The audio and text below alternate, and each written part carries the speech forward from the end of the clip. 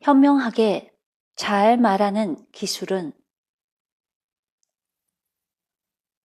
현명하게 잘 말하는 기술을 익히는 것은 삶에서 아주 중요하다.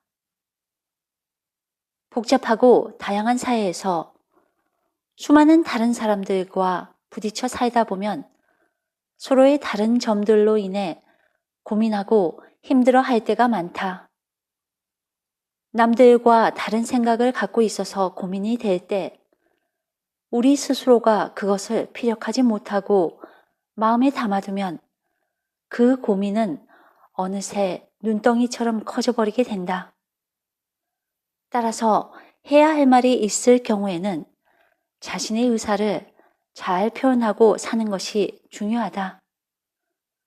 그리고 할 말을 하고 살면 속도 시원해진다. 하지만 하고 싶은 말을 하려고 해도 말문이 막혀서 할 말을 잘 못하는 사람들이 주위에 너무나 많다. 나의 삶 안에서도 자신이 해야 할 말을 계속하지 못하고 살다 보면 나라는 사람의 정체성이 점점 희미해져 마침내 나는 누구인가 라는 정체성마저 잃게 된다. 즉, 내가 아닌 남에게 휘둘리는 삶을 살게 된다는 것이다. 아니면 오랫동안 할 말을 못하고 참고 살다가 어느 날 갑자기 감정이 폭발하게 되어 부정적인 말들과 거친 행동들을 쏟아내면서 자신도 모르게 소인배와 같은 모습으로 변해간다. 그렇기 때문에 시기적절하게 잘 말하는 기술을 익히는 것은 우리 삶에서 건강하게 살아가는 큰 필요 요건 중 하나라고 할 수 있다. 예를 하나 들어보자. 회사에서 중요한 결정을 하려고 하는데 A와 B 사이에서 선택을 하여야 한다. 누가 보아도 B가 답인데 상사가 A가 옳다고 우기고 있는 상황이다. 이 상황에서 3명의 부하 직원이 상사에게 자신들의 의사를 전달해야 한다. 첫 번째 직원은 예스맨이다. A가 맞습니다. A의 결정이 정확합니다. 라고 상사 앞에서는 얘기하고 뒤에서는 조용하게 B인데 라고 말하는 겁쟁이이다.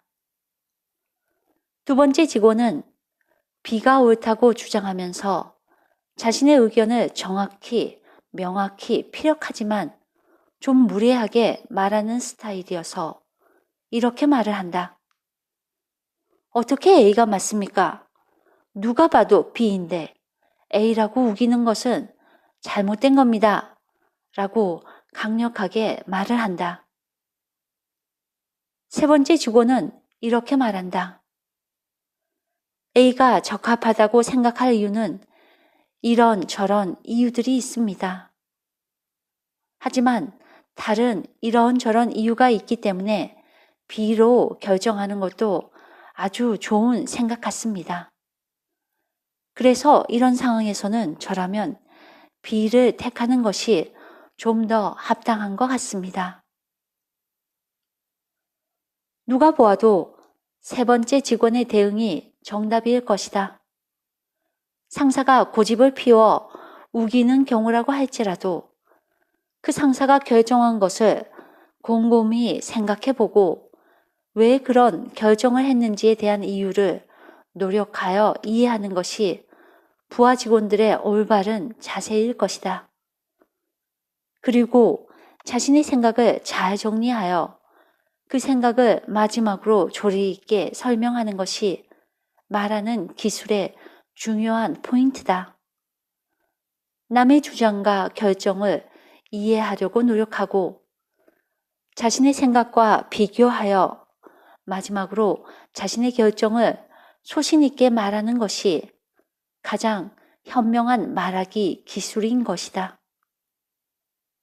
이런 기술을 스스로가 연습하여 습득해 놓지 않으면 두 번째 직원처럼 처음부터 감정적으로 대응하게 되면서 일을 그르치는 경우가 많게 된다. 그리고 첫 번째 직원처럼 항상 예스맨과 같은 사람은 자기 생각이 없음으로 인해 오늘날과 같은 초경쟁화 되어가는 조직사회에서는 결국은 도태되게 되어 있다. 현명하게 잘 말하는 기술은 이처럼 현대의 치열한 경쟁사회에서 우리가 꼭 습득해야 할 필수적인 기술인 것이다.